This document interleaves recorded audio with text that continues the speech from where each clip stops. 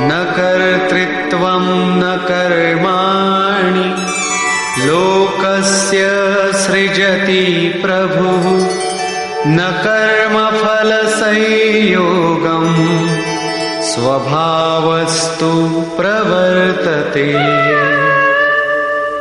वो प्रभु न तो भूत प्राणियों के कर्तापन को, न कर्मों को और न कर्म फलों का संयोग ही बैठाता है, बल्कि स्वभाव में स्थित प्रकृति के दबाव के अनुसार ही सभी बरतते हैं।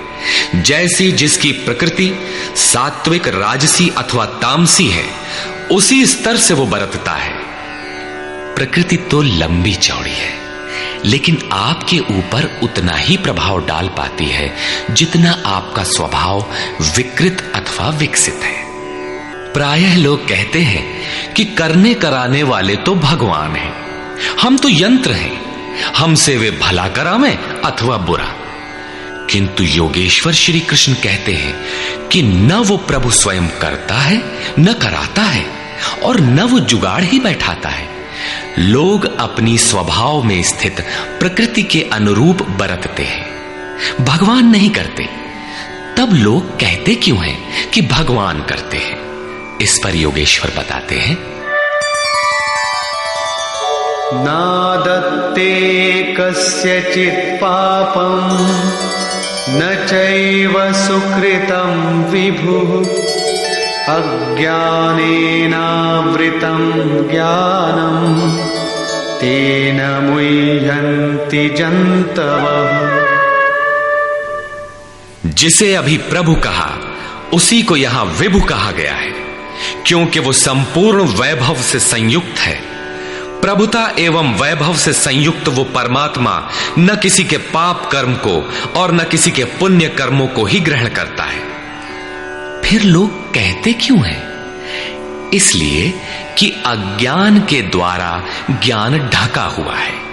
उन्हें अभी साक्षात्कार सहित ज्ञान तो हुआ नहीं, वे अभी जंतु हैं। मोहवश वे कुछ भी कह सकते हैं। ज्ञान से क्या होता है, इसे स्पष्ट करते हैं।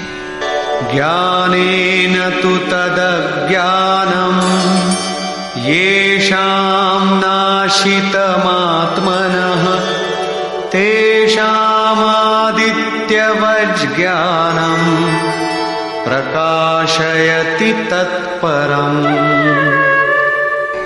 जिनके अंतःकरण का वो अज्ञान, जिसने ज्ञान को ढक रखा था, आत्म साक्षात्कार द्वारा नष्ट हो गया है, और इस प्रकार जिसने ज्ञान प्राप्त कर लिया है, उनका वो ज्ञान सूर्य के सदृश उस परम तत्व परमात्मा को प्रकाशित करता है। तो क्या परमात्मा किसी अंधकार का नाम है? नहीं, वो तो स्वयं प्रकाश रूप दिन राति, स्वयं प्रकाश रूप है तो, किंतु हमारे उपभोग के लिए तो नहीं है, दिखाई तो नहीं देता। जब ज्ञान द्वारा अज्ञान का आवरण हट जाता है, तो उनका वो ज्ञान सूर्य के सदृश परमात्मा को अपने में प्रवाहित कर लेता है। फिर उस पुरुष के लिए कहीं अंधकार नहीं रह जाता। उस ज्ञान का स्वरूप क्या है? तद्बुद्धयस्तदात्मानः तन्निष्ठास्तत्परायणाः गच्छन्त्य पुनरावृत्तिं ज्ञाननिर्धूतकल्मषाः। जब उस परम तत्व परमात्मा के अनुरूप बुद्धि हो, तत्व के अनुरूप प्रवाहित मन हो, परम तत्व परमात्मा में एक ही भाव से उसकी रहनी हो और उसी के परायण हो, इसी का नाम ज्ञान है। ज्ञान कोई बकवास या बहस नहीं है। इस ज्ञान द्वारा पाप रहित हुआ पुरुष पुनरागमन रहित परम गति को प्राप्त होता है।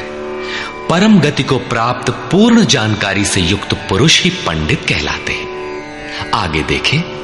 विद्या विनय संपन्ने ब्राह्मणे गविहस्तिनि शुनि चैव श्वपाके च पंडिता समदर्शिनः। ज्ञान के द्वारा जिनका पाप शमन हो चुका है, जो अपनावर्ती परम गति को प्राप्त हैं, ऐसे ज्ञानी जन विनय युक्त ब्राह्मण तथा चांडाल में, गाय और कुत्ते में तथा हाथी में समान दृष्टि वाले होते हैं। उनकी दृष्टि में विद्या विनय युक्त ब्राह्मण न तो कोई विशेषता रखता है और न चांडाल कोई हीनता रखता है। न गाय धर्म है और न कुत्ता अधर्म, और न हाथी विशालता ही रखता है। ऐसे पंडित ज्ञाता जन समदर्शी और समवर्ती होते हैं। उनकी दृष्टि चमड़ी पर नहीं रहती बल्कि आत्मा पर पड़ती है। अंतर केवल इतना है, विद्या विनय संपन्न स्वरूप के समीप है और शेष कुछ पीछे है।